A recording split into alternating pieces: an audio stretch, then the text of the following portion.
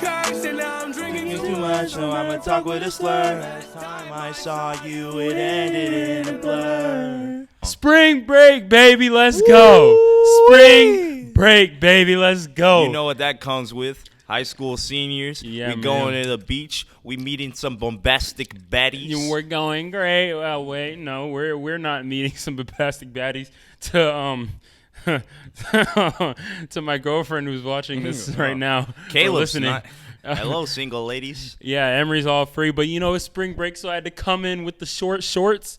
I'm out here with practically spandex on. You know, I got my little V-neck. Let me tell you though. What? Ain't nobody want to see your thighs. Hey, to the YouTubers out there, check me out. Yes, sir. Sit down, bro. Yes, sir. Sit down. Yes, sir. Oh, man. Well, before we get into things today, man, you guys may have noticed that this episode is coming out over a week later than when it was supposed to come out because we try to do a weekly episode. Sometimes we do 2 in a week, but we try to at least go week by week. And to those who are true listeners, true followers of the show, whatever, they would have noticed that this comes out more than 7 days after the last episode. Right. And that is because your boy Emery and I, we bombed. We gagged an episode. Now, y'all know we made that promise. We not going to put the episode out there if it's poop. Yeah. And to us, we've been putting out bangers 16 in a row until that episode 16.5, which you guys will never see. So maybe you'll see, but we decided after recording that episode, like for like an hour 30 minutes, it was not it. I mean, look, it was not it. We have somewhere in between 30 and 40 hours of us on the internet. To not bomb in that amount of time of talking, I mean, there's 24 hours in a day. Yeah. You sleep for, 8 of it? You're eating, you're doing stuff. Like, you don't spend all 24 hours of the day talking. We have multiple 24-hour days of us talking on the internet. Yeah, do you think the undisputed GOAT, Michael Jordan, ever missed a shot? I'm saying. Oh, you're saying? Well, wait, no. MJ missed a shot. He's saying. He's not the undisputed GOAT, but that's okay. Got you slipping there. We don't talk about sports often enough on the show, but got you slipping. Yeah, so your boy Emery and I bombed episode 16.5. We talked about a few things. We talked about Meghan Markle anal swabbing. Yeah, so the Chinese government anal swabbing. Maybe US from all diplomats. Those topics, you realize why we didn't put it out there. Yeah, and the chicken fighting. Yeah, a man died in a cockfight. Let's not get this episode bomb this episode as well. So right, let's and move past that. Yeah, it was just a result of like just not enough planning and just both of. I mean, we were school kids too. We're tired, and I mean sometimes it's difficult, man. So, I mean, yeah. Now it's time to improve upon that. We're gonna get back into it because y'all been showing this guest episodes love. Yeah. But the core of the Enlightened brothers, not to shade on any of our guests, but is the Enlightened brothers. Let's get back to the basics, man. Let's get back to the basics. So we gonna hit y'all with episode number. My bad. Oh, we gonna hit y'all with episode number 17, baby. Let's get it. Man, woo! I just want to get as many episodes out before. All right, bro. I'm gonna bleep that out. Today we are recording. I'm putting this away. I need to be more expressive. Today we are recording on March 14th, which is, probably it's one of my top 10 favorite days. My birthday's cool. December's cool. I mean, December 25th is cool. Christmas. A few other days are cool, but this is definitely up there. Probably top 5. It is International Pie Day. I don't want to expose myself. Actually, I probably shouldn't expose myself. But in a lot of my documents are the number 314. When I'm just doodling on paper, I write the number 314. 314 is just a big day for me. And for the most part, it's because of one of the greatest constants of all time is pi. So anybody who's listening that's gone through or is now going through grade school and stuff like that pretty much knows what pi is. But specifically, it's the ratio of a circle's circumference to its diameter. And that one episode that we had with Taylor Lawrence, our first guest episode, we had a debate. What's the best pie? Oh, I didn't even think about that. We should have probably done that on this day. Yeah, we should have probably. But, you know, I don't know about that number, mumbo jumbo, but it definitely is a apple pie. Well, yeah, I agree with apple pie, but I mean, just I'm switching up because last time I said you said chicken pot pie. Chicken pot pie. But I was tweaking. I was off a bean. I'm saying, but it's one of the most like powerful numbers we've ever donned. I mean, with pi, we can calculate the distance around the Earth in like an instant sense, not because I mean, you know, the size of the Earth is changing with tidal waves and stuff like that. But generally, if we take the cross section of Earth and we know the diameter, we can get. I mean, we're able to conquer such great surfaces, and I mean, pi is in almost all of the geometric, excuse me, I'm stuttering. Almost all of the geometric functions and equations that we have, like Einstein's theory of relativity, it's in there. You see it pop up everywhere. Can you say pi?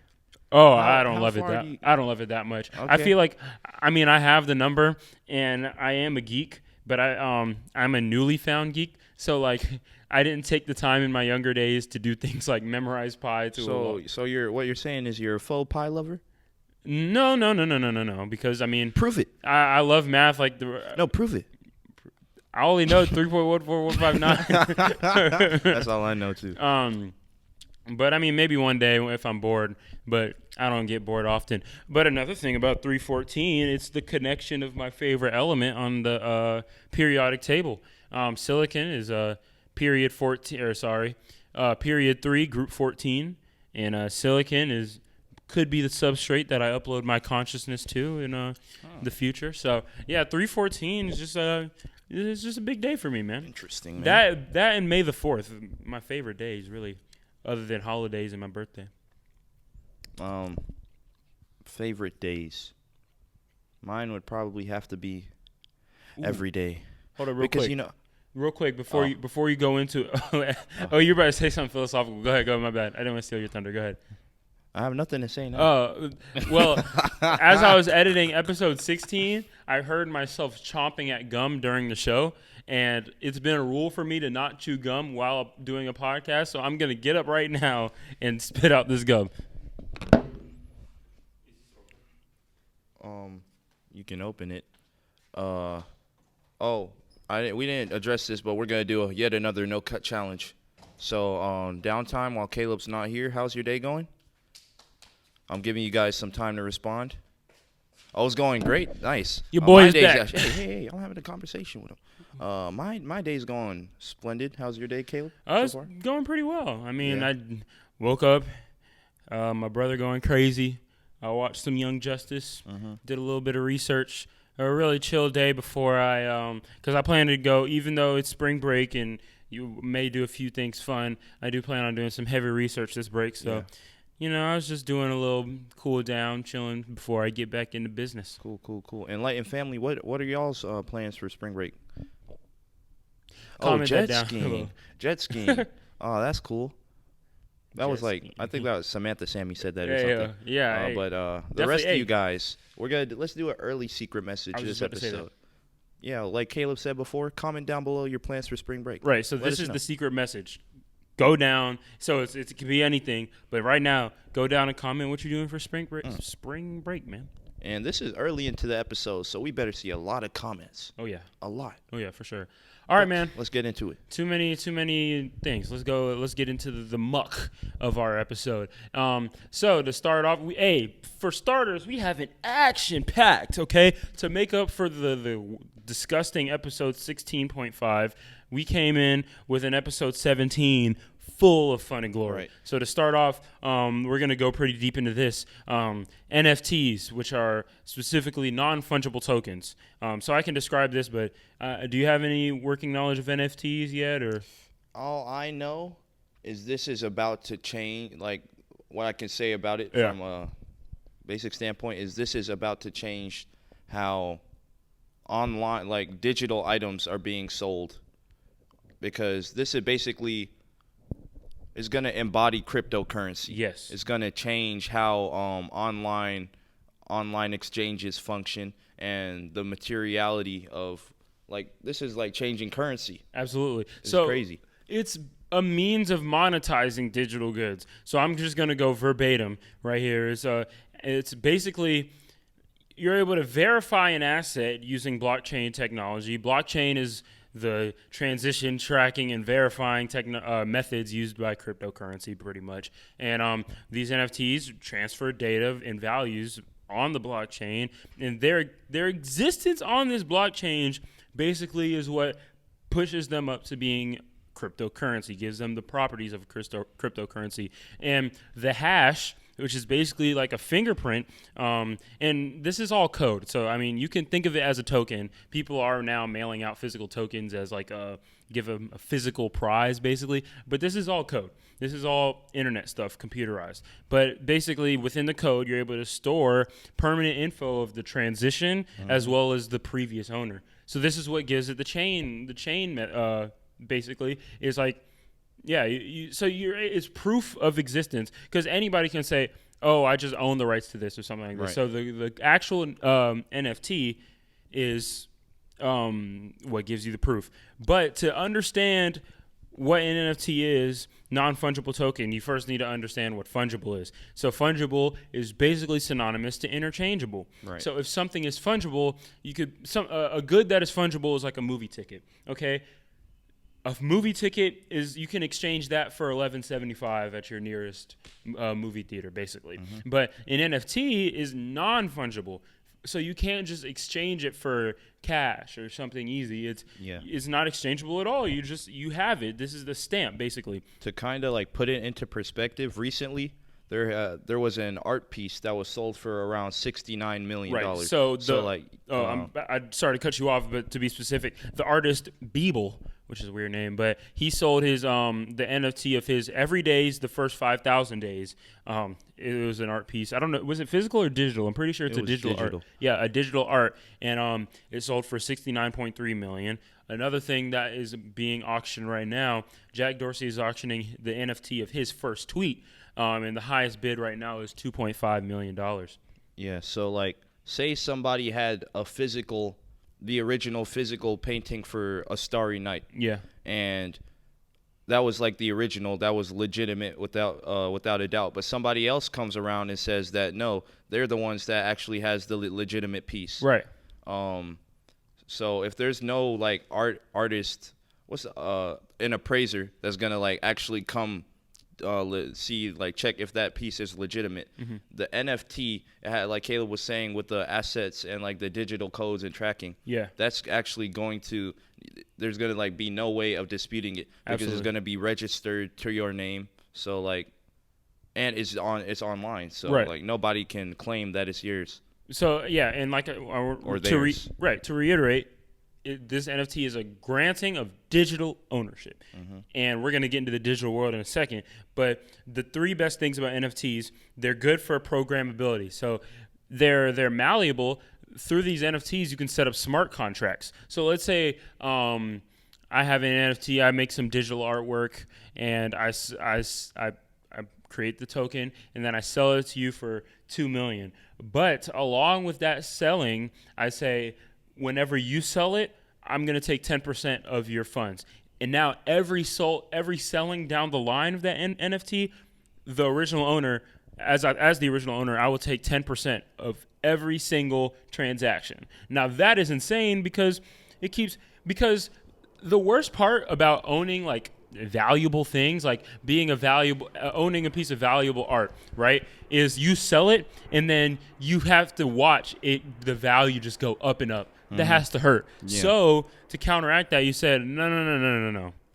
I'm going to take 10% of every single transaction. Right. So now, I mean, your money is just continually going up. So yeah, and then another idea, which I don't know if this is confirmed yet, but this is just, to me, it seems like you might be able to make a profit off of its digital usage. If you own the NFT to like one of Kanye's albums, if when he's gone or something like that, people continue to listen to Kanye's albums. I mean, I don't know. Maybe you can profit off of this digital usage. And then the last thing, it's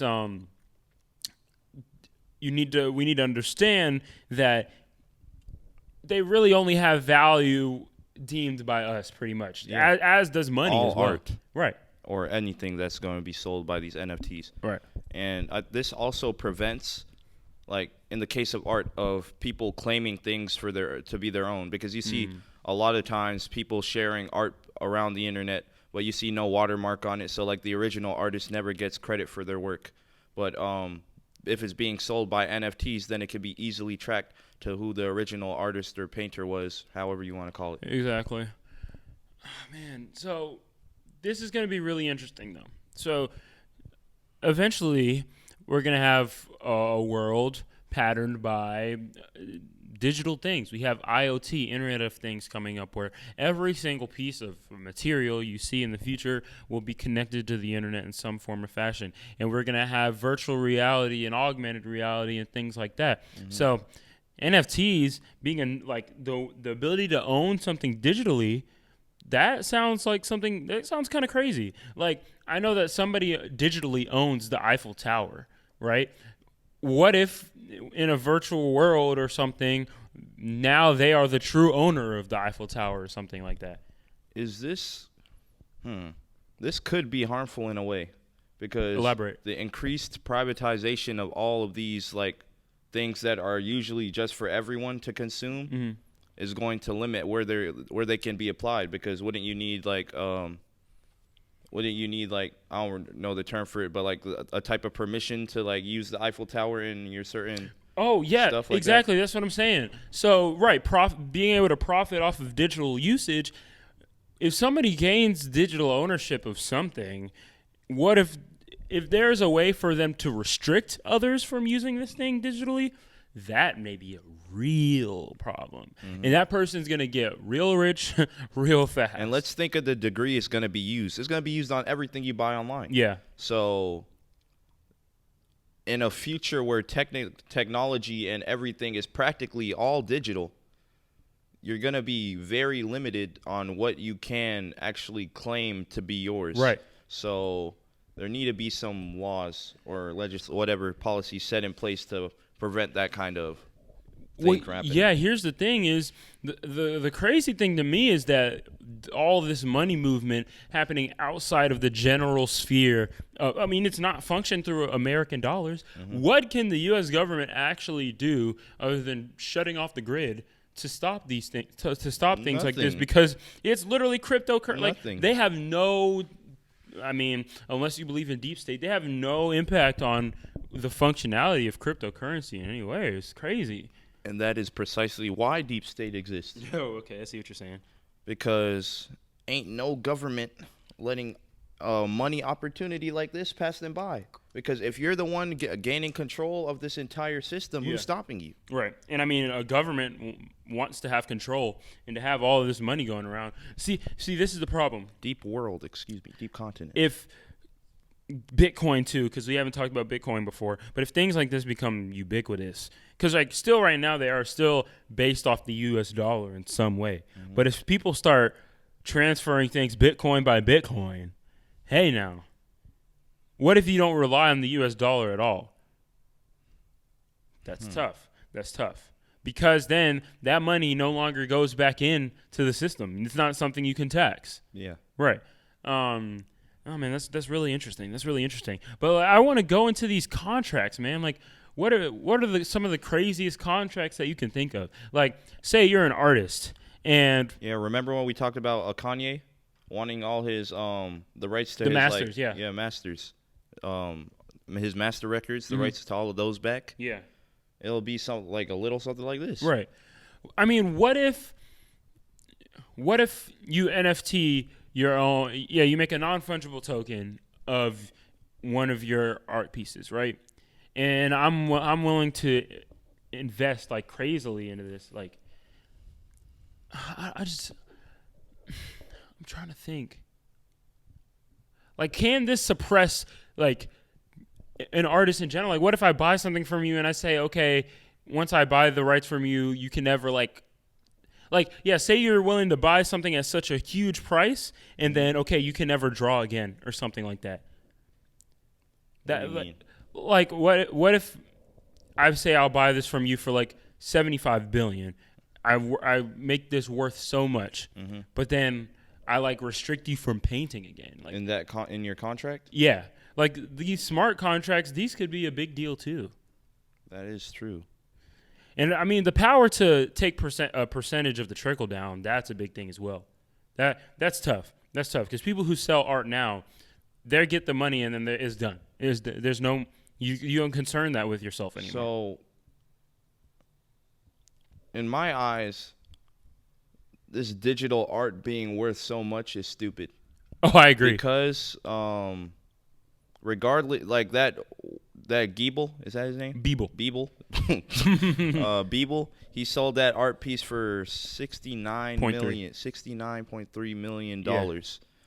And let me go on his website, take a screen capture, crop it, use it as my wallpaper. Right, that's the thing. And the layman will not give two craps about who has the actual rights to this. So how are you going to restrict it being shared, used, and altered in any ways that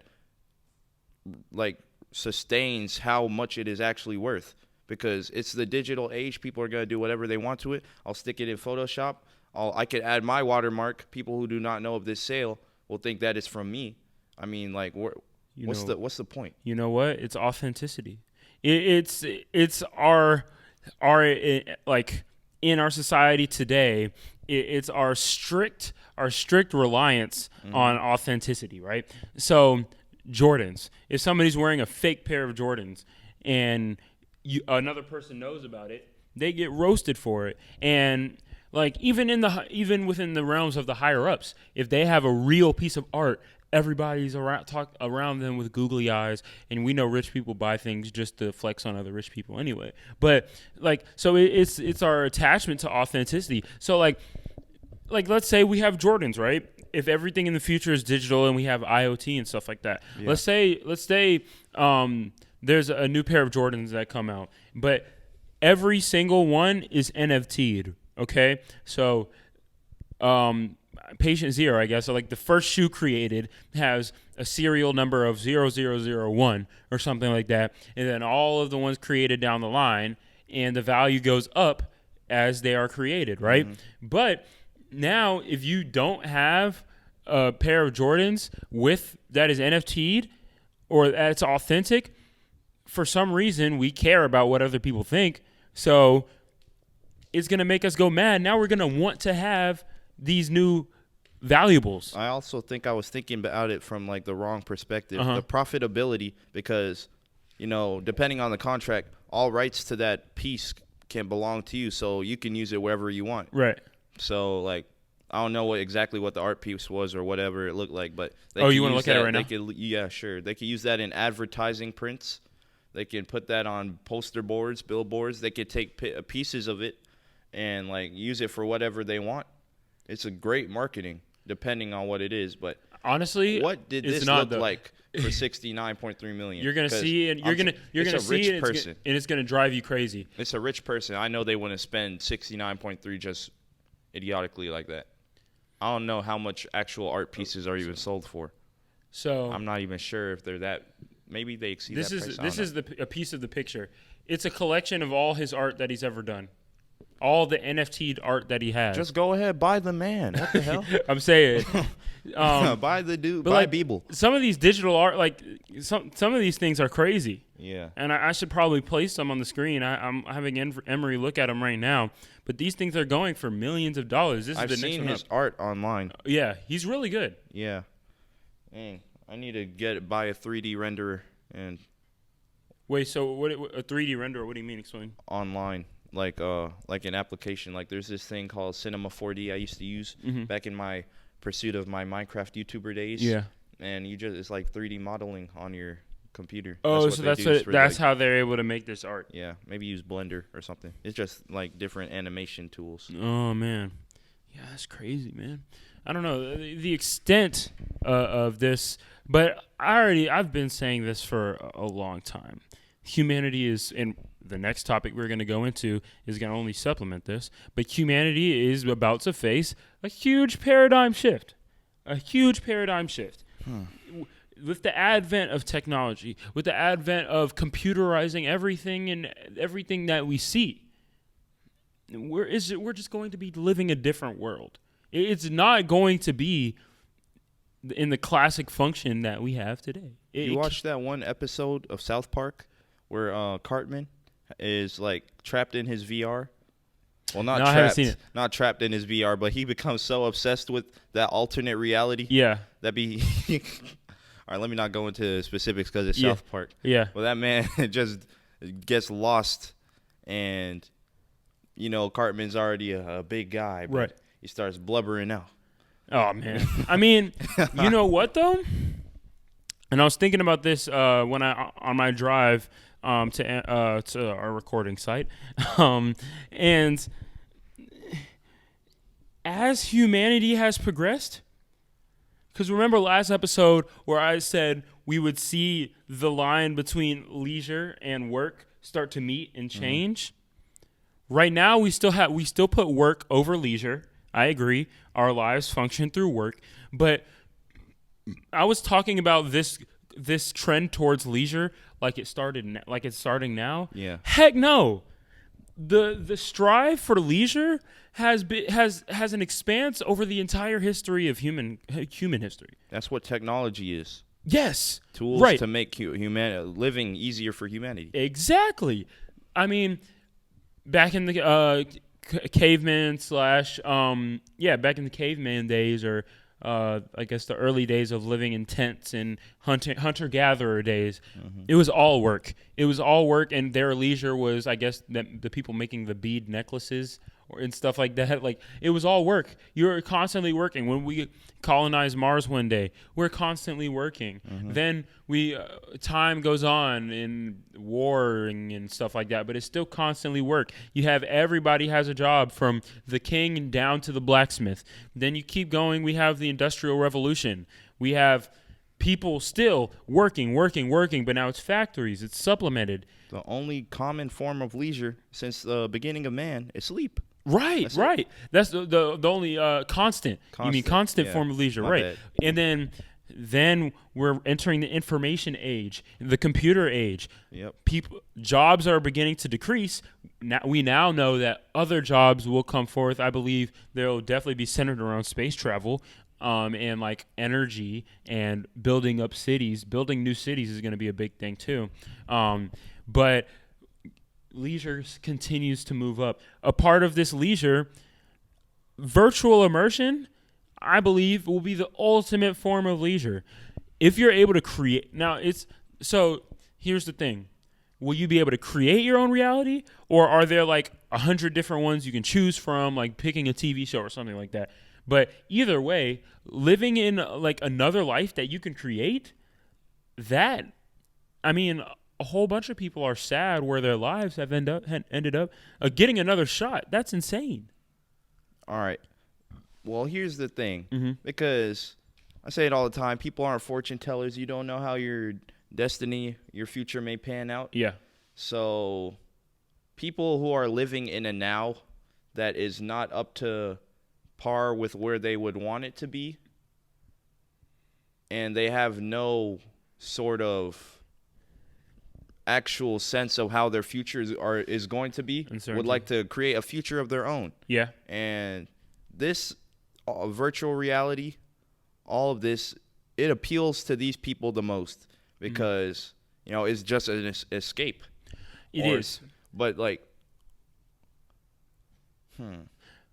I feel like everything's going to change with the virtual reality. Yeah. I don't think actual therapists are going to exist anymore. Maybe you're going to be able to augment a reality where you feel comfortable, like you're like safe space. Okay. And like you just go to that. Right. You can talk to an AI that knows exactly how the mind functions, right, and what would like get you to improve.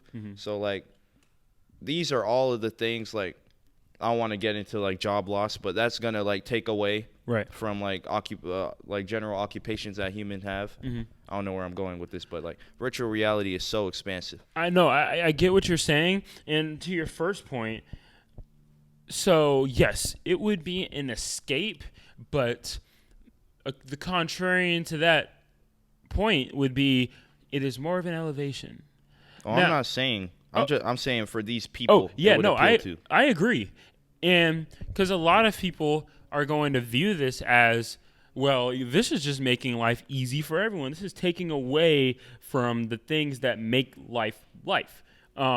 Having to go through struggles and stuff like that. And you know what? I believe that there still will be struggles. I mean, because you've already agreed that you'll never reach perfection. But this is this taking away from a lot of the struggles that we've seen now. But I mean, like I said, as we go towards leisure, our whole human history, we've just been knocking off struggles. We just nobody dealing with measles anymore. We're just knocking off struggles decade by century.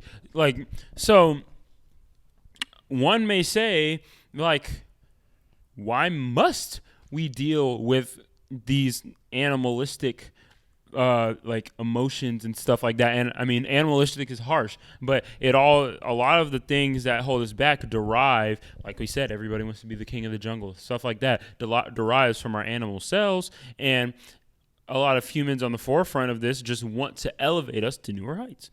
And the real trend we're starting to see is hacking. It's hacking biology. A guy that I was listening to the other day calls it hacking Darwinism or hacking Darwin.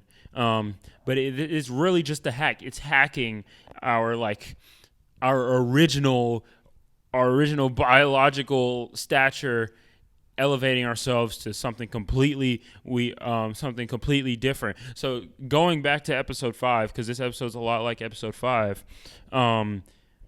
Emery's talking about this. Talked about this making us less human, and I said it doesn't make us less human, but I have changed my perspective on it a little bit.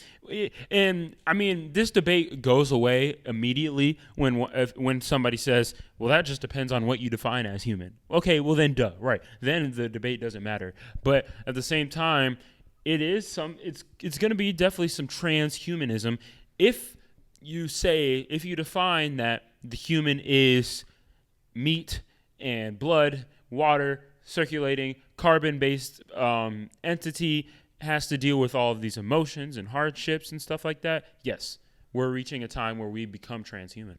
I don't think that can throw away the argument completely because, like you said, somebody would say it determines what you believe is human. Yeah. But I feel like everybody on Earth we're on a general consensus, but we're not. Right. And that's the only way the Earth can function. Because we always say that everybody has their different thoughts and opinions regarding whatever you may have, but like we're all it's like a equitable balance between us in our opinions of like what existence is. No, you know what?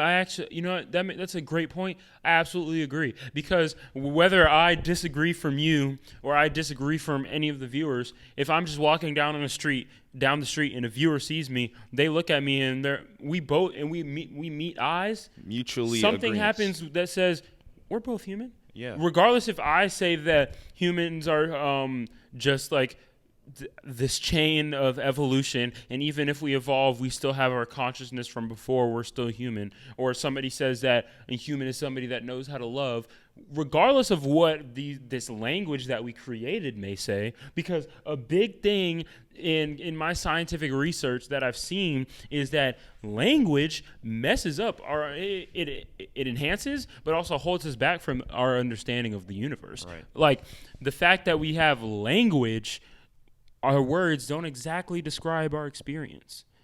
I believe math describes it better than our words. But I mean, it truly does. But like something happens when we meet eyes. Both of us understand that we're human. If I walk down the street and I see Martian Manhunter for some reason, he's not going to be human. Yeah. He's not going to be human. Even if you see like a person's face, like say they got attacked by a bear, and it's completely mangled. You can't even see their eyes, their ears, their eyebrows, their hair, whatever. Right. You would still understand, dang, that used to be a human. Right. Even with dead people, you understand. There's still that sense of understanding of humanity because humanity exists in both life and death. Yeah. So, I don't think that could be used to throw away that argument. It can be used to perceive it in different ways, but not completely extinguish it. It doesn't. That's a good point. It may not extinguish the argument, but it definitely hinders it in some way, because if somebody just comes forth and says, well, because if the equation for consciousness is solved, right? If we figure out what consciousness is truly, then we can say, okay, a human is that. Mm-hmm. A human is that. Also somebody that tries to elevate themselves further and further, right? So eventually that form of consciousness will be placed in the computer or whatever, whether it's because there's two different types of superhumans that we may become, right. The computerized version or the still biological version, kind of. It is the biological version that we're going to talk about next. So would you like to get into that? One closing point on the VR sure. and just the world in general. Yeah. A perfect utopia. A perfect utopia can never be achieved. Oh, hold up! Stop! Sorry! I don't want to cut you off. It is the time right now is 3:14 on 3:14. That is wild. Pie. That is wild. Happy Pi Day. Happy Pi Day. Sorry, go ahead. A perfect utopia. I said it again. What the heck, bro? Yu-Gi-Oh. A perfect utopia can never be achieved, whether it's on a virtual reality or our basic reality, because all creation is created by us humans, who we know are imperfect beings. Even if we create AI, those emulate our traits. They can go above and beyond, but there's still going to have that essential construct which is imperfect beings. So unless they are born from a perfect, a perfect understanding of everything, which they aren't, they cannot perfectly understand everything. Mm-hmm. So even in a reality world, a virtual reality world, where everything is make-believe, it can't be perfect. Said like a true human. Well, two things. One thing is you could call it make-believe, but this is all, I don't want to keep saying this, but this is still all from the stipulation of physicalism, that we are all our consciousness, right? So assuming the virtual immersion is real, if this is real, and if it can poke and prod our own consciousness the same way this reality that we're living in right now does, I wouldn't even call it make-believe. I would still say we're just existing. Our consciousness still exists between a computerized silica substrate and a biological, our Earth reality. I only think that can be said if there were an actual tangible connection between the two. Like if you can get a box from this virtual reality and bring it in here, then that would make sense to me. But I mean, the connection is we bring this consciousness into that one, though. Yes. So you're saying unless you can bring something from there back, then that makes it existence. But wouldn't that be the same as playing a video game and remembering everything in your day-to-day job? Ooh, say that again. You said it's bringing your consciousness kinda over back to the real world. Right. But wouldn't that just be the same as immersing yourself into a video game, a completely world that's separate from our own, and just playing those memories back in your day-to-day? Well, actually, I mean, then you're kind of proving my side a little bit, is those memories, if you deem the memory a function of that reality, maybe bringing back those, we have to understand what memories are too. Yeah. Maybe those memories are information brought from the other reality. So that's a possibility as well. And then also, yes, I don't think perfection is ever something that we'll really achieve, because that's just how our universe is ordered. My newest passion in physics is the holographic universe theory that I'll be talking about soon. And it's based off of information, but really it's based off of fundamentally it's based off of entropy. We've got it's based off of information, but we got our understanding from entropy. And quick question. Is the existence of the universe finite to you? What do you believe? I think it. Because my point is, if the existence of the universe is finite, then that makes it inherently imperfect, and it will never be perfect because time will be able to dwindle it down. Yeah. I don't know. Because scientifically, we have no proof that our universe, the universe that we are in right now, is in a finite sphere or if it stretches infinitely. Mm-hmm. And I can't make a judgment just because as a human, unfortunately, as this meat sack, my brain does not work well enough to be able to comprehend. We can't comprehend infinity anyway. So to be able to comprehend a universe that is infinitely going, I don't know. Now, if you talk about a universe that is infinitely growing, that is a possibility because I 100% believe in the multiverse hypothesis. I do believe that we exist in a multiverse, whether it is an infinite universe with the bubbles, like I talked about in episode 15, the inflationary Swiss cheese, or the quantum multiverse, many worlds, or a holographic multiverse that I was just about to talk about, or a simulated multiverse with a whole bunch of different computers and stuff like that. I do believe in the multiverse hypothesis, but as a human, I can't wrap myself around that. I don't know. You said the two, like, growing and going, those, like, ideologies? What, the growing one? Yeah, like the universe is, like, completely just goes on beyond our It can reach.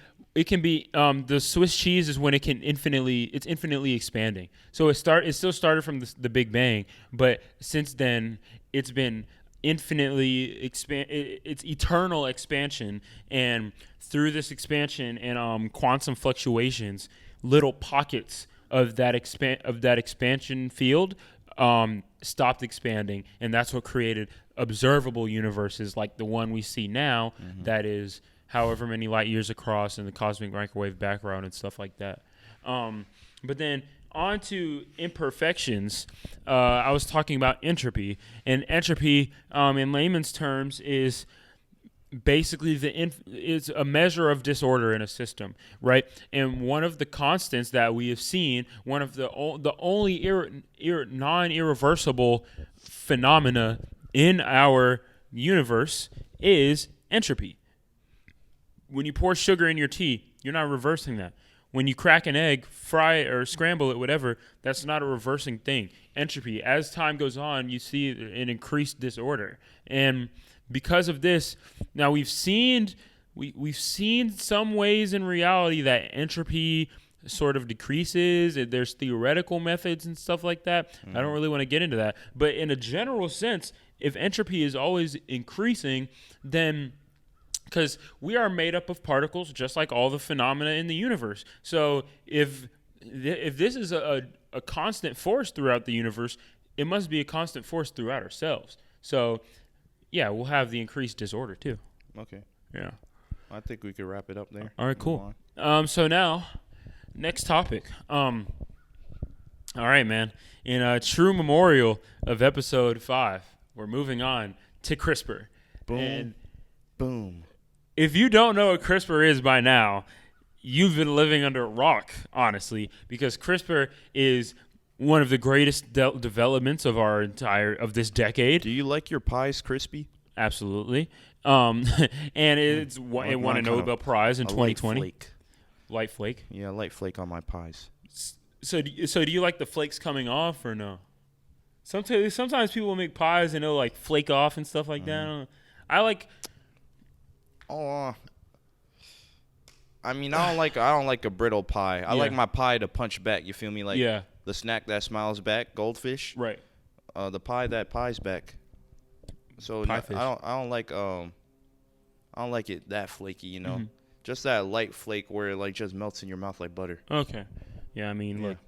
Well, I definitely need to get some pie in my system on International Pie Day. All right, so back on to CRISPR.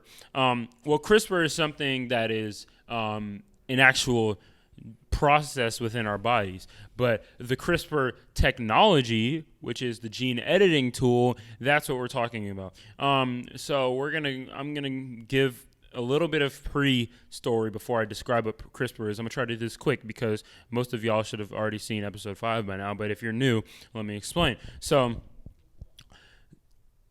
the one of the longest battles in human history has been the battle between bacteria and viruses, right? And Facts. Wait, did you turn off your mic? No. Okay, sorry. Facts. It's been the battle between bacteria and viruses, right? And viruses normally whip on the bacteria. And one of these viruses are bacteriophages, and they basically hunt out bacteria and kill them. But sometimes there are surviving bacteria, and these surviving bacteria are now a foolproof mitigating system for the virus that attacked them. So basically, how this is done, the surviving bacteria is done, is it gets attacked by the virus and it saves a piece of its genetic code, right? And it feeds, it's within it now. And then if it is attacked by that virus again, it feeds this line of code, of genetic code, or the DNA string, into Cas9. Cas9 is a protein that now contains this genetic code of the virus. And then Cas9 is able to cut, now that it has the code, it is able to cut that same code wherever it sees it. So, because that's unwanted code. Right. So Cas9 is able to cut it out of any DNA strand. So if your cells contract like, I don't know, coronavirus or something, and Cas9 has this coronavirus strain, then it goes to that cell and cuts it out. So that's basically what Cas9 is. And then, scientists have found that this entire process is programmable. So they're able to, this is what created the CRISPR-Cas9 technique for gene editing. That's the official term. You can now pick and choose the elements within a strand of DNA that you wish to keep. Right. Yeah. So, I mean, we talked about designer babies and stuff like that, but like basically in developing CRISPR, I don't know the actual intricate process, but you basically give it this genetic code and you say, okay, hunt out and seek, or hunt out and add. And adding and subtracting is like the biggest functionality. So if that didn't make any sense to you, CRISPR is how you edit your genes. Is a new method to edit your genes, right? So there's a lot of different things we can talk about on this topic, but first I want to talk about the new development in CRISPR technology. So there was a new CRISPR screening technique that led to a discovery of the pathway that may be linked to cancer initiation. Okay, and cancer is something that is a whole bunch of cell division. Cancer, as we know, just spreads throughout your body. It tells you, it bullies your cells, stuff like that. So this gave insight into how tumors grow in 80 to 90% of all cancers. So that's already crazy. And then what this thing did, which is, when you hear this, it's going to be crazy, it may have detected the genetic switch that dictates cell division. So what I just taught y'all about CRISPR is cutting the DNA. Mm-hmm. If you cut out this switch, these cells aren't dividing anymore. That's ending cancer right there. That's like one of the biggest things for cancer. So what it used is a genome-wide CRISPR screen. Okay, and I said this earlier, and now I'm going to describe what it is. The CRISPR screen is basically like using Google inside your body. So I was just about to ask. Yeah. You know, everybody has different DNA codes, strands, whatever you may have. So wouldn't this be hard to use on a expansive level? Right. So this Google search type of thing, it adapts to your own DNA? Right, it does. And also, I mean, because even though we have little differences here and there, but our difference in DNA strands is very small, maybe less than 1%. If I have to make a scientific assumption, we're almost all the same DNA strand by DNA strand, and it all comes up of four chemicals anyway, of the acetylene, gynosine, whatever, the A, G, C, T, whatever. So we're almost all the same genetically anyway. Just a little differences make me a black guy, make another guy a white guy, whatever. But it's like using Google within the human body, and you're able to find singular genes responsible for a specific trait. Okay. So, and we also know that multiple genes contribute to something. But I mean, to be able to find the root of a problem, that's a big deal. So to talk about the functionality of the experiment, they screened epithelial cells. They screened for a well-known tumor suppressor called NF2. So they saw that their research was on track. And then to their surprise, the researchers found that by deleting the TRAF3, which I don't know what it is, but it's a protein that activates innate immunity. By finding this, the cells stopped receiving a signal to rest. So they basically found that cancer is deleting this TRAF3, which is because TRAF3 is what tells cells to stop dividing, because cancer is the uncontrolled division of cells. So this TRAF3 is like cancer deletes it, and it's like, okay, cells run wild. So we think cancer is what solves this deletion. This is a whole lot of information to say, what if CRISPR can? Real quick. Yeah, okay, go ahead. Wait, what were you gonna say? I said, what if CRISPR can cure cancer? That's what we hope. That would be dope. Go ahead. Throw a shot real quick. Though. I didn't know about the less than 1% difference in our DNA makeup, like you said. So, if you're a racist scientist out there, you gotta be the biggest idiot on earth. I don't think there are racist scientists. If there is, if you're watching this, Mr. Racist Scientist. You're an idiot. Yeah, it's dumb. You're stupid. Because I'm carrying on. No, go ahead. I'll go ahead. Talk to them. I'll fact check myself. I'm pretty sure I'm right though. How it make any sense if we have this little difference in our actual genetic makeup that you still find a way to believe people are inferior to yourself? So your boy was right, by the way. So racist scientist? Yeah, you're a goon. You're a dummy. You're a dummy. You're a dookie. You smell like doo-doo butter. I got this on Google. Our bodies have 3 billion genetic building blocks. Okay. Of that, 99.9, me and you are similar. 99.9%. I am genetically similar to the human next to me. 99.9%. And if you are racist, just know these hands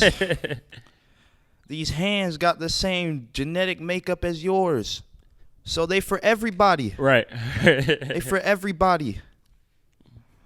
Close my case. Rest my case. Right. And I wish everybody would think logically enough to, because if we said that, then racism wouldn't have been a thing. But, us animals. It probably would have. Yeah. People still. No, I'm saying because of that, people still, people are people, I guess. So before we get into the craziness of gene editing and stuff, I mean, this is where it starts. It starts by solving problems. I mean, curing cancer, that's one of the biggest things in the world today. Facts. CRISPR has already been used on 3 HIV patients. Gone. Seriously? Cut the HIV out. Cut it. Cut it. Yeah. Cut it. Cut it. Like, the power of science, the power of innovation. And honestly, I am a physicist. But lately, I mean, we were talking about neuroscience on episode 16, and we're talking about this CRISPR stuff. I'm getting pulled a little bit to the biology, the human-centric side, man. I like to think of, sometimes as a physicist, you think of humans as insignificant. But, I mean, this stuff is absolutely crazy, though. This stuff is crazy. It is. Caleb? Yeah. I usually save this to the end of the episode. But give me a beat, bro. Bruh. I'm feeling it right now. All right, bro. A little intermission. All right, so impromptu rap battle. Okay. You can't. We don't need no manufactured beat. Let's stick to the basics. from my mouth? Yeah, beatbox for me. Oh shit. All right. Here we go. I'm feeling it today. Boom, boom, boom, boom. Hey. Wait, actually, I've done that one. I keep doing that same beat. I have no free will. It's some chitty chitty bang bang type beat. You feel me? $3.14159. Baby girl, how are you so damn fine? Trying to get you in a damn line. Trying to make you mine. Trying to go to the beach on spring break. And then I'm going to eat a cake. Then it's going to be a cakewalk. Because if I don't like the sand in my toes, I'm going to get Crispr. I'm going to edit it out of my toes. And I'm going to hang out with my bros. And I'm going to eat a snow cone. And I'm vibing on the beat. Yeah, on the beat. Yeah, on the beat. It was kind of hard. That was a good beat. I think this top 10 freestyles, but I don't know if I'm going wild, cause you know we some wild boys, Enlightened brothers, and we making noise. Yeah, and I'm coming to your crib, and I'm loaded on the Zins, and I'm off a freaking bean, and me and my team, we is mean and we lean, and we green, no Hulk machine. Yeah. But we still making mean things, teams, beans. I'm messing up the freestyle, so I think I need to sign out right now. That was fire. That was fire. And you know what? The beginning was fire. It was, the whole thing was fire. I mean, I honestly didn't really listen to everything because I was focused on the beat. But I mean, look. I mean, hey. We need to put that on a T-shirt. You heard me? What? 3.14159. Baby girl, how are you so damn fine? Oh my gosh. Hey, yo. Oh my gosh. National Pie Day. Oh, that was good. Cut me a piece. All right. What are we talking about now? We were talking about how in the future I'm gonna use CRISPR to give me that was a little wings for y'all though, if you're still watching right now. But wings? Yeah. Like chicken wings? Cause you know I love my chicken. I mean, I like know. that with the crisp. What would I edit about myself? No But I mean, in all seriousness, though, the future, the ability to edit humans. I mean, this is honestly, it's eugenics.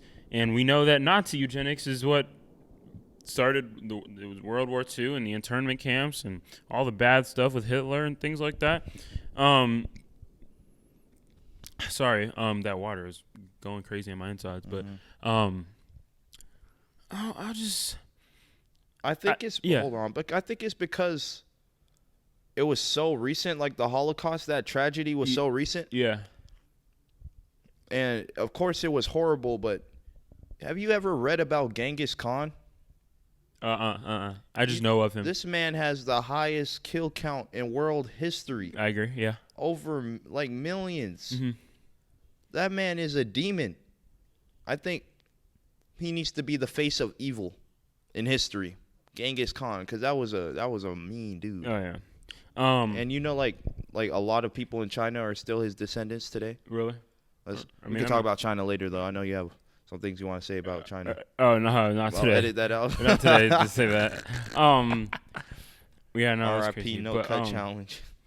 I mean, I don't think humanity is prepared for. I don't think the general population is prepared for most of the things that are coming up soon. But I don't think we're prepared for. And I don't even know if we understand the implications of what we could be doing. Curing cancer, curing all diseases is something that, I mean, I'm pretty much 100% on board with.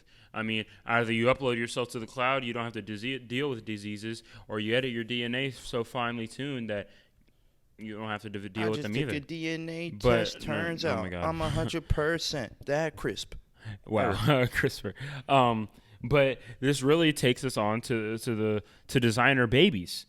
And it'll frighten a lot of people because some people are going to be like, well, if I can choose for my baby not to have leukemia or something, I mean, I'm not going to choose for them to have it, so I have to say no, right? Mm-hmm. But, I mean, then it's like, okay, a lot of people that are dealing with genetic hardships are like, okay, so am I not worth living right now or something like that? Like, it's extremely selective. And yeah, this is not going to be cheap. Right. By any means, because we're just looking from a medical standpoint. Yeah. Its applications, but this can be used to create superhumans. Right. It will be used to create superhumans, exceeding our physical capabilities, our mental capabilities, opening up a lot more realms of improvement for us. And as we know, like everything, is going to come with a price. So we're going to see it's going to be bad because of the division between the wealthy and the poor. So if this is it's going to be a problem, because if this was available right now with our hierarchical structure, we'd be toast. Horrible. Because the people who are super rich would just make their babies with the intelligence of Einstein and the body of The Rock. I mean, what else could you want? And like, they would just be superior to people without the ability to do this. This technology might be used on celebrity babies now. Are you familiar with Kanye West and Kim Kardashian's daughter, North West?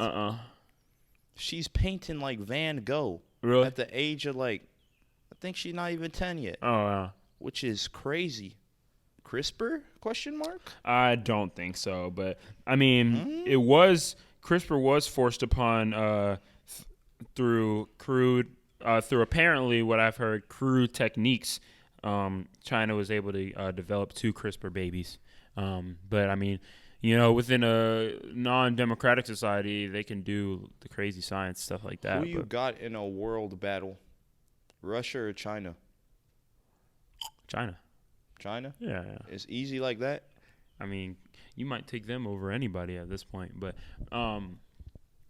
like, the issue with that is there's going to be an ethical difference between countries. Mm-hmm. So you're going to see people like the Chinas and the North Koreas just build super soldier armies, while us over here, we want to be like, oh, you shouldn't do that to kids and stuff like that.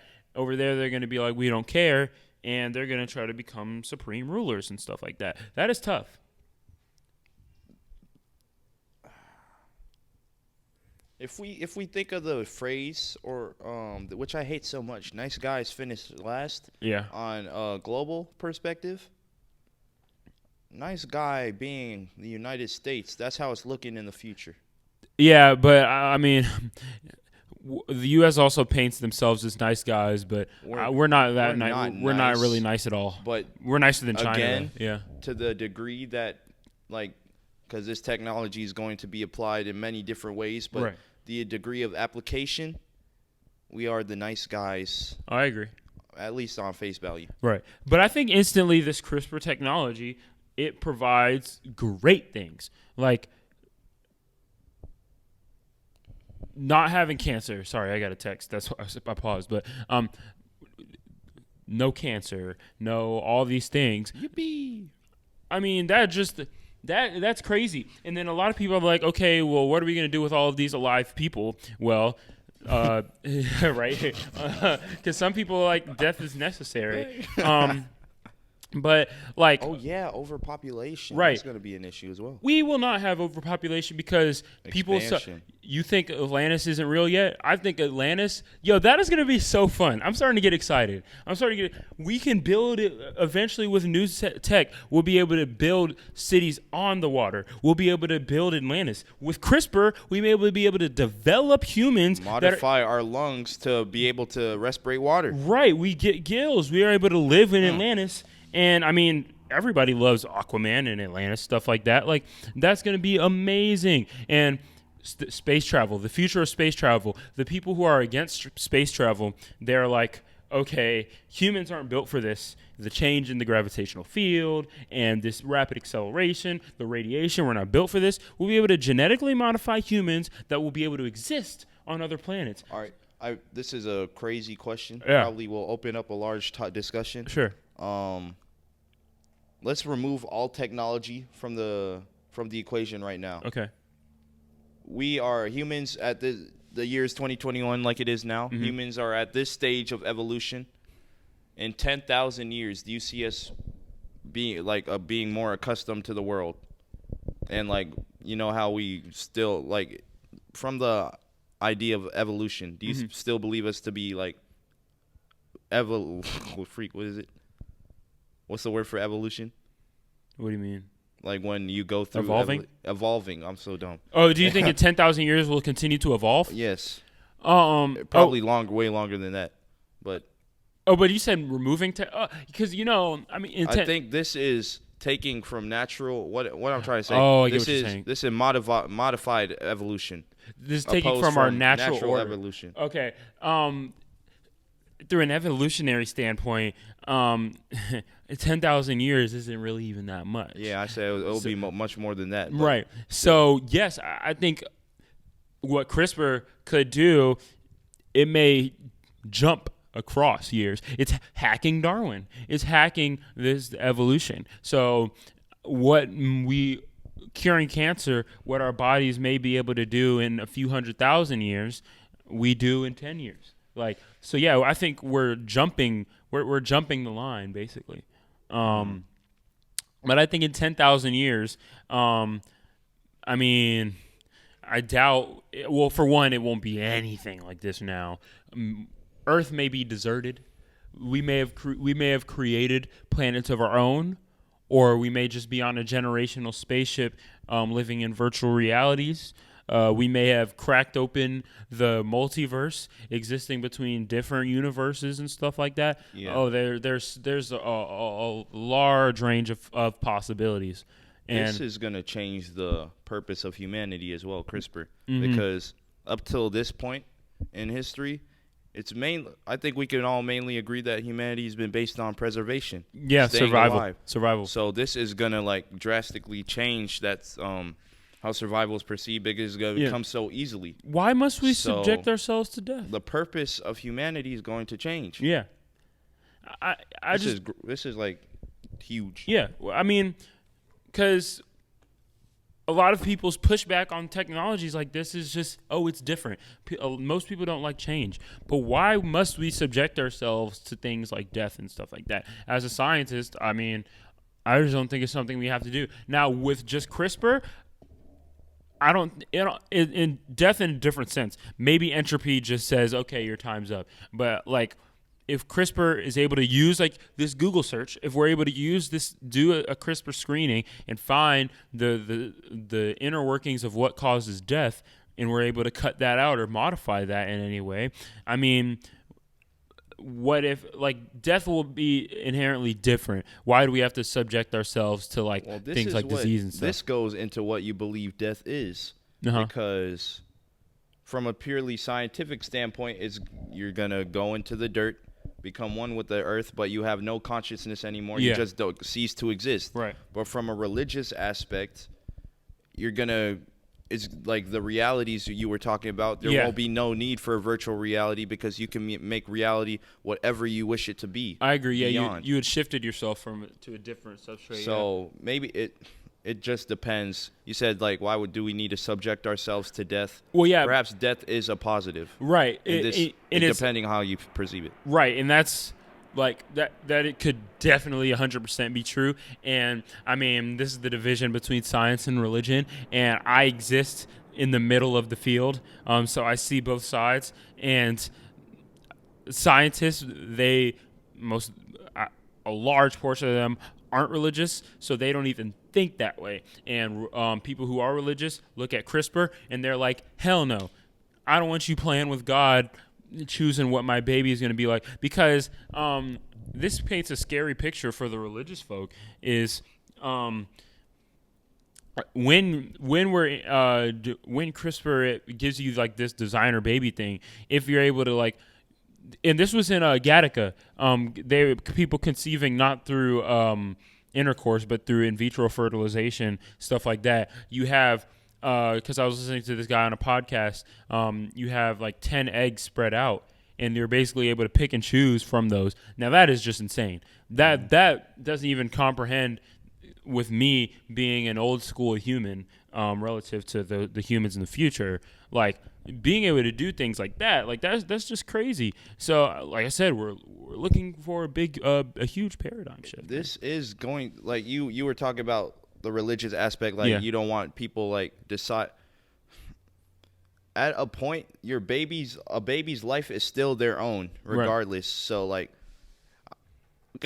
this episode not gonna be a bust, but let me bring up something that's more relatable. Yeah. When baby boys are born, their parents can choose whether they want them to be circumcised or not. Right. Right. So, but depending on that choice, the baby may come to grow to not like what the parents chose for the penis. Okay. Right. Right. So on a grander scale, can't the same be said for CRISPR? Nah. Or wouldn't they be able to? Would they just be able to reverse those? Yeah, they just because CRISPR, you're able to edit live cells as well. So if your parents are like, "Oh, I'm gonna make you super tall with wings and you can survive on Mars," you're like, I like Earth. So when you're old enough to understand what's going on, you just But I don't think you can change so many. You know what? Also, I don't think you can change so many things at once, though. I'm not sure if you can.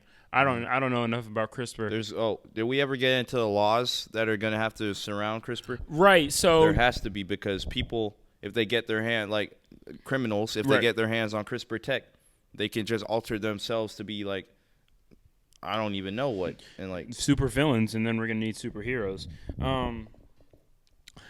There's going to have to be laws, but because like we already know you can't ban it, because once you ban it, you're going to get somebody going underground, and they're going to be the only people that have it, and nobody else is going to have it. Bing, boom, bow, the war is over.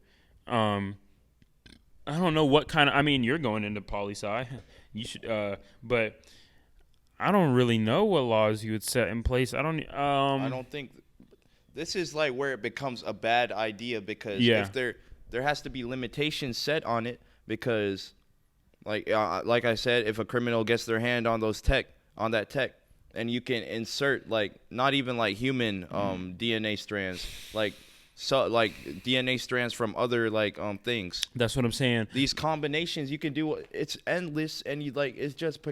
You can't. Right. Because what if I was... It's too expansive. Right. Because I was thinking earlier, what if we were able to take the DNA from those lobsters or squids that live for for so many years and basically become immortal? And you can just continue to replace it. Right. Ooh, that is tough. There are no limitations. I mean, maybe you could use CRISPR to expand your mind, and maybe you could think of what I'm not thinking of now, but seriously, it's way too expansive. Well, I mean, one of the largest brain exercises is asking the right questions. What law? Because it's I'm trying to think critically here. What law? You're not going to be able to come up with a decent one in the time that we have on a podcast. Why should I be able to come up with a decent one? I mean, I'm not the lawmaker. That's tough. That's tough.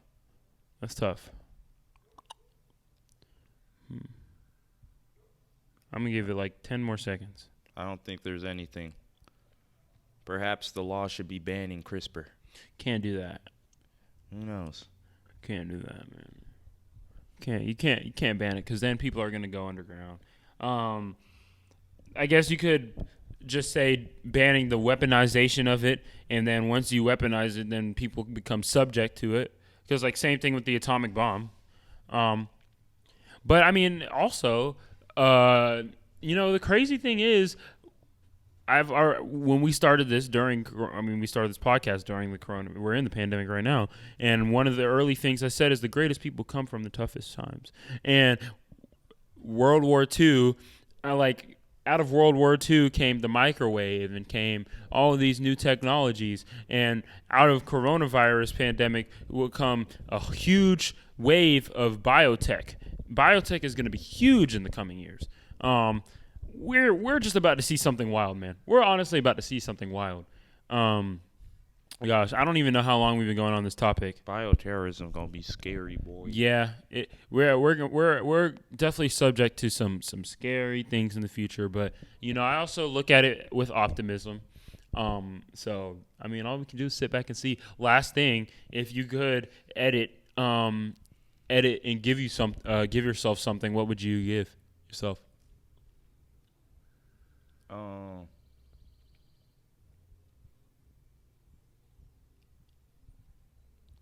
I would edit out the fear of emotion. I mean, the emotion of fear. What the heck? Oh, yeah, edit out the fear of emotion.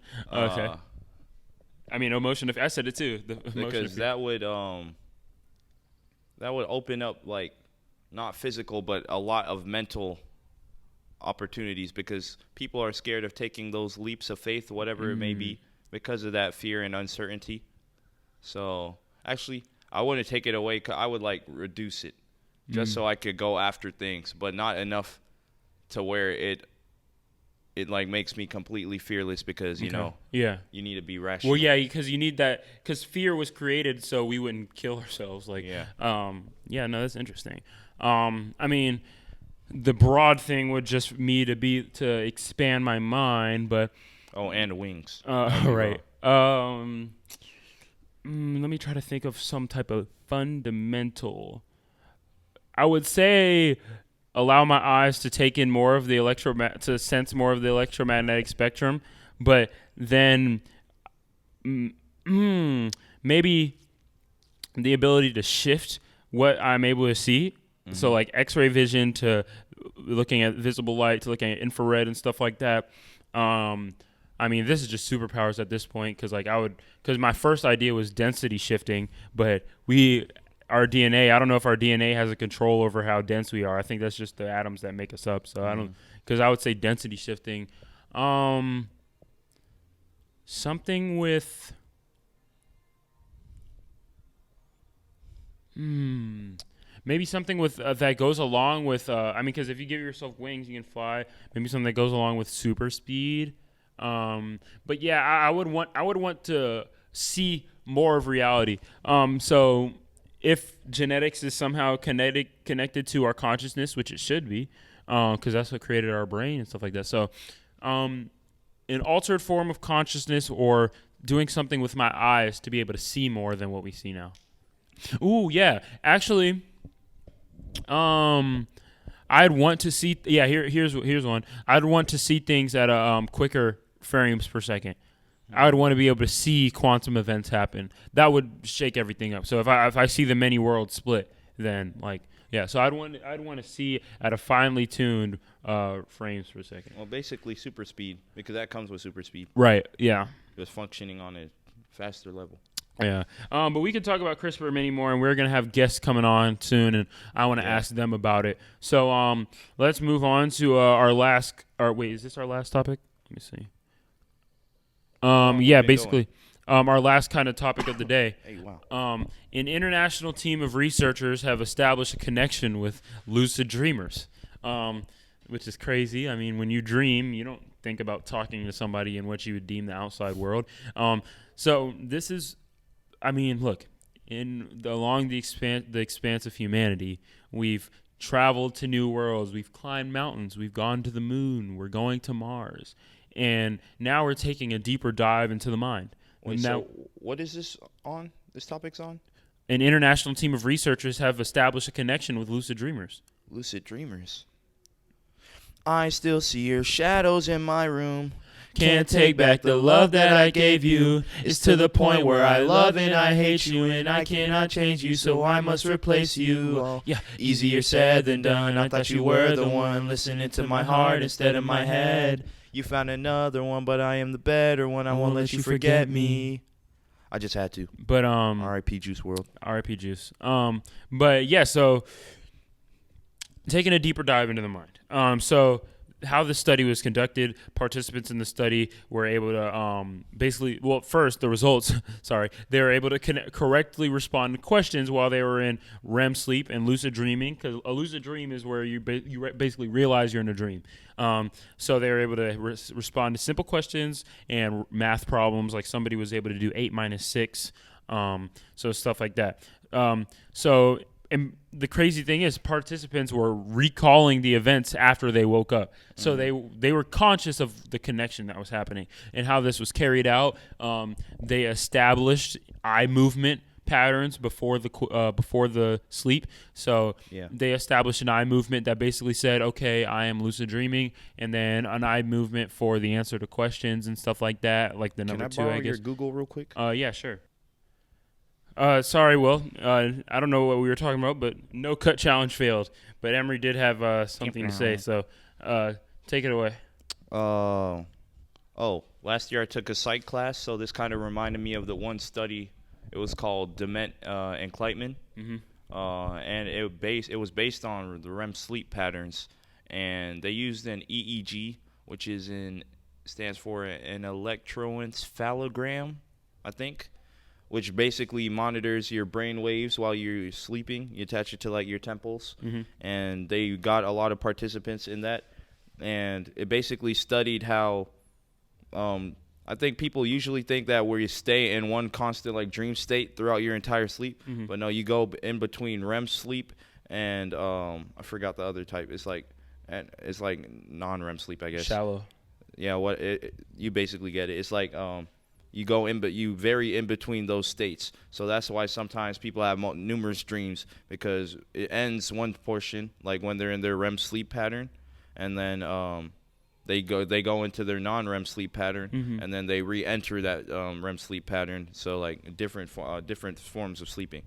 And as somebody interested in the neuroscience, neurobiological field, I'm definitely going to do some research this week on sleep, because I mean the whole purpose of sleep. I mean that's just a crazy idea anyway. Like, why do we sleep? And I mean we know the regular reasons, but because I'm tired. But I mean, yeah, the science of sleep is crazy. But honestly, I don't want to go too deep into this. I just thought that was some cool information to give. That, like, dude, the fact that we're able to talk to people while they're in sleep, that for one is crazy. But I do want to bring people to aware another thing, because the whole purpose of this episode is like a change is coming. Maybe that's the need to be the title of the episode, but a change is coming. We already see like people in comas. Right. They say that they hear stuff like the doctors are saying inside their rooms. Exactly. I don't get why that happens, but dream recording technology is on its way. It's coming closer and closer. I mean, I wrote. I don't think I told many people, but I wrote a short story not too long ago, and in that because it was just science fiction, and in that. The character, he woke up, he turned on his brain computer interface. I called it it was something like Nerve Gear, but it wasn't exactly Nerve Gear. Actually, no, I think I called it Nerve Gear. But he turned on his Nerve Gear, he woke up, and instantly his AI counterpart talked to him. Her name was Friday. He's basically like a Jarvis system, and the first thing he asked you, she said was good morning. And she was like, would you like to watch a recording of your dreams from last night? And in the story, I said no, but like that's the future. Like we're just gonna be able to wake up and we're gonna be like, oh, that was a cool dream. I actually want to watch it on the flat screen. I'm telling you, watch Black Mirror. There's an episode. Yeah. It's like basically, it's like this chip that they put behind your ear, and it connects to like your optical nerves. And it can do playbacks. It's a recording of like everything you see, so you can like zoom in on stuff you previously saw. Like that's cool. Yeah, that's cool. Yeah. I mean, look, and all of this stuff is within the laws of physics, and it's probably coming. But I mean, also, just wanted to discuss dream experience for like 2 minutes. Like, have you ever had a lucid dream, sleep paralysis, or like what is the craziest dream that you can remember? I've had sleep paralysis numerous times. I used to have it a lot. Yeah. But craziest dream, well, I don't understand why I had that. It was pretty weird. Yeah. People call it scary. It wasn't like really scary to me. It's like, what the heck is going on right now type of feeling. But I wasn't like in fear. Yeah. But craziest dream that I remember, I used to be heavy on Jimmy Neutron. And like when I was a kid, I had this one dream where I was like in the Nickelodeon universe and we were in a war. Yeah. And I was like battling alongside like SpongeBob and Jimmy Neutron. We went to war with like the Cartoon Network and Disney dudes. And we were like stepping through portals, and I had the heavies. Heavy artillery. Heavy artillery. I had the heavy artillery. Oh, they didn't get to hear that. We said that in episode 16.5. They didn't get to hear about the heavy artillery. That's 16.5. That's going to be a lost episode. We're probably going to upload that one day. It had a lot of jokes. It was just But yeah. Well, yeah, I had the heavy artillery. I was blessed in them Cartoon Network and Disney dudes. That's crazy. I mean, I can't remember many dreams. My dream experience, one thing is I am, for one, I wish I had dreams like yours. I actually have a lot of nightmares. I have more nightmares than dreams. Yeah, unfortunately. Dreams and nightmares. But great song. I'm not good at staying up late, and I FaceTime my girlfriend every night, but I've FaceTime people at night, and sometimes I'll fall asleep on them, what they're saying, and like I'll dream mid-conversation, but like somehow be still within the conversation. So then I'll wake back up fully and ask them, and I'll dream about the person I'm talking about. Going into your REM state of sleep. Right. And then I'll talk to them, and I'm like, why are you doing this? And they're like, I never said that. And I'm like, oh, I must have been dreaming about that. But I did have sleep paralysis one time, and I thought I was dying. So the only thing I could move, I always tell the story, the only thing I could move was my tongue. So I was just like tonguing around, and like I tried to gain feeling, and then I could start moving my pinky and then like my big toe on my right foot, and then like I thought I was dying for real, so I was like, I need the jaws of life right now. I just lifted myself and just woke up. And like I remember that feeling exactly. I can't really describe it. It's kind of just like it's a pressure in my head, and it happens when I'm very deep sleep deprived. So if I feel it, then I'm like, okay, I'll stay up and try to go to sleep later. It usually happens to me when I wake up in the middle of the night or I've stayed up late and I feel it, and I'm like, okay, if I have this feeling, I'm just not going to sleep right now because I don't want sleep paralysis. So I'll just do something else and I'll try sleep again later. It's like, have you watched Gulliver's Travels? Mm-mm. It's like he's like a basic he's a normal sized human, and he goes to this island. He washes ashore on this island with a bunch of mini humans. Or not, they're not even humans, but like they tie ropes to every single point of his body and hold him down. Yeah. It's like kind of like you're shackled down, right? But not like from your ankles and your like wrists, but like every single point of your body shackled down. Yeah, it feels like an entire pressure. And yeah, you can move your eyes too. Yeah. I don't know, man. That's a crazy experience. But we did have a debate set up, but we're running short on time. You want to keep this debate? I feel like we can go in deep with this one. You want to just keep this? I'll give y'all a teaser. Yeah. Deep state debate. Yeah, we're basically going to debate. This could be a little mini series, deep state debate, because there's a lot of things that we could go into. Right. So stay tuned. Right. So you want to save that? Oh, we could save that. We could do part 1 of the debate. Is there a deep state? Let's see if we agree. Do you think there's a deep state? I already told y'all there's a deep continent. All right. And I believe that there's something that we do not see. Deep state. Whatever. So whatever you may call it. I never called it deep state. Okay. I used to call it Illuminati. It goes by many names. Yeah. I don't believe there is a one name. It's just whatever you want to call it. Yeah. I believe there is some sort of power structure that we may not see. There are people. You believe every country has one president? Yeah. One ruler, one emperor, one king, whatever you may have you. These are just our constructs to keep those people in their sectors in place. Yeah, man. There is one above all. I'm not talking about God. It may be an institution, but there are people. That's all I'm going to say. And just know, I'm not going to go deep into it on the podcast as I do in my mind. Like I said before, I would edit out that fear, but your boy is scared because they got that reach. I don't got that reach yet, but I will. That's that's honestly like one of the perks of me becoming a tech billionaire one day is like I kind of get an insight into what's going on. I'm telling you, stay on your toes. I'll be all right. Men or women in the deep state, or lizards, or I don't know. No idea, man. Do they have? Nigga, what the? I couldn't bleep that out. I plan on saying something that I would bleep out.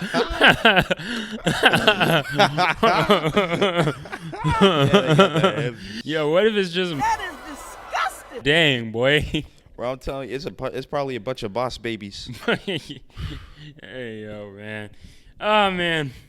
I hope I bleeped all of that out. Editing, Caleb. Hope you're staying tuned. But man, this has been a great episode. 17. 16.5. We had to shake off the dust. Yeah. We're going to be coming in next episode hot with the guest episode. And I mean, look, switching as fledgling podcasters flipping between, we have a guest episode this time. We got used to doing guest episodes. Now we got to go back to doing solo. Doing pretty damn good. Flipping between both, it's tough. It's tough. Good. So we have some things in the future that we're going to be able to switch up the process. Maybe in the future, our solo episodes is going to be a dialogue between us standing face to face. Honestly, me just being me, I avoid eye contact as much as possible. So I'm gonna have to probably step out of my comfort zone and do that. But we're gonna keep doing these things. But spring break is here, so expect a lot of episodes coming. We're gonna be pumping them out. We're recording on a Sunday, so hopefully, dude, if we could find a way to record every 2 days, that'd be crazy. So if we can record on Tuesday and then on Thursday, I don't see any problem with it. So our new format is gonna be all right, starting from now, I'll give you all a kind of image of it. We're going to have a solo episode, which is basically just us doing our Enlightened Brother thing. Yeah. Then for the next 2 episodes, we're going to get guest episodes in there because we have a long list. A long list. We really appreciate all y'all showing love, wanting to come on here and share everything you want to with the world. Stepping in the lion's den, baby. And then we're going to have those 2 guest episodes, and then we're going to revert back to our solo Enlightened Brothers stuff. Yeah, man. And that's just going to be our basic routine going forward from now. All right, man. Well, let me get into my YouTuber thing real quick. Oh, go ahead. For people on YouTube, like, comment, subscribe. Don't forget to turn on those post notifications. For the people maybe listening on Spotify, Apple Podcasts, whatever may have you. I don't know if they have a post notification system on there. Yeah. But if they do, slap that bit on there. Leave comments, suggestions. Remember, we have our email down in the description below on YouTube. And if you're on audio, theenlightenedbrothers@gmail.com. Yeah. That is THEE. What's wrong with you, bro? I'm not gonna go with that. You're a radio host. And a segment I want to add to the show is Enlightened Questions. Mm-hmm. Hopefully we can get to the point where our platform is so expansive that could be a big part of our show, answering enlightened questions. Maybe we should scrap the secret messages for now until we get further along. Yeah. And all right, so if you're listening this far, sorry if you didn't. Instead of doing a secret message, please leave us a question. Yes. Anything you would like to down below. So we're going to do that from now on. Every time, so no some more secret messages, just ask us a question. What do you want to know about us? Because viewer questions, that's just one of the best parts of having a show. And topic discussions. If you don't know us in person and you can't actually bring your topic onto the show, what would you like us to research about? What would you like us to cover in the future? You know what? I'm gonna edit this whole segment and just place it up on the YouTube as a PSA to everybody. Yeah. So yeah, that makes sense, man. That makes sense. That's great. But yeah, don't forget to like, comment, subscribe, show some love, show some support, recommend it to your friends, share it on everything, interwebs, do your thing. Yeah, man. But we really appreciate y'all, as always. Hope you guys have been enlightened. Caleb? I hope you guys have been enlightened today, man. Look. Oh, did you shout out your hat before you say whatever you're going to say? Oh, yeah. Show your hat, man. Oh, yeah, shout out to our 2 previous guests, S. Dane, Sean, episode 15, and 15, yeah. And then Lonnie Nash, episode 10. I'm wearing a Philadelphia Eagles hat. Look, now that I cut my hair, I'm getting really into hats. So hopefully, fitteds, baby. So hopefully, I can bring on a new hat every few weeks, every few episodes. And know your boy. My hair is just there, but I'm gonna be coming on soon with the sweet, juicy curls. Okay. Sweet, juicy curls. They're gonna be hydrated. They're gonna be luscious. Yes, it's going to be beautiful. We're elevating over the spring break, man. Yeah, now we don't focus so much on high school, strenuous homework and stuff, so we're going to focus on ourselves. Fourth quarter of our senior year we're about to get into that. We're about to get into It's the been last a wild stretch. ride. And only one regret I have about high school. We didn't start doing this freshman year. Yeah, we'd be on episode 100 special right now. Right. Either that or we would have been canceled already. But probably because of something I'd say about. Stop, bro.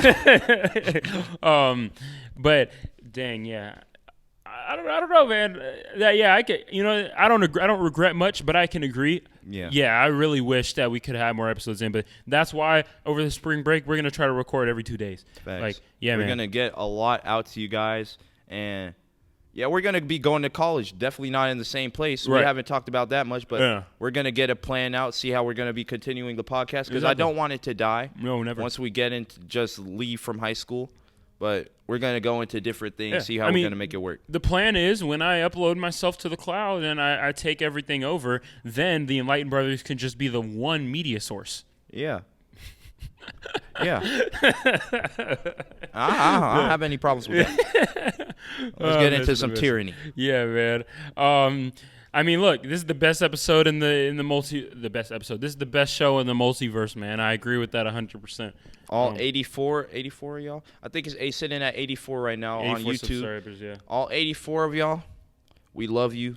Means more than words can express. Because there aren't the words to express it, but we know language is flawed. Let me channel my feelings towards you right now. Yeah, man. Hold on. Let me get up close and personal with you guys. Word up. You felt that, right? Yeah. Caleb, go give him some.